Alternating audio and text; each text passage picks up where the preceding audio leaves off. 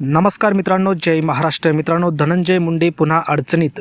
महिलेचे खळबळजनक आरोप. सर्वात मोठी बातमी समोर येत आहे.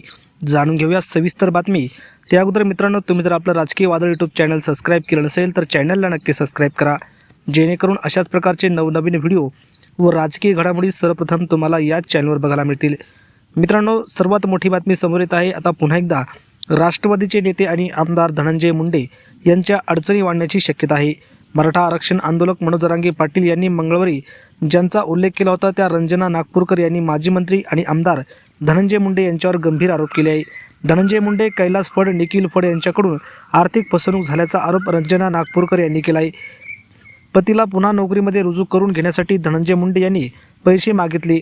मी 17 लाख रुपये दिले असा दावा रंजना नागपूर यांनी केला आहे. दरम्यान पतीच्या मृत्यूनंतर पैसे परत मागण्यासाठी गेले असता धनंजय मुंडे समोरच मला पिस्तूल लावला असा आरोप नागपूरकर यांनी केला आहे. या आरोपामुळे आता एकच खळबळ उडाली आहे. तर मित्रांनो, बातमीबद्दल तुम्हाला काय वाटतं? तुमच्या प्रतिक्रिया कमेंट बॉक्समध्ये नक्की व्यक्त करा. धन्यवाद. जय महाराष्ट्र.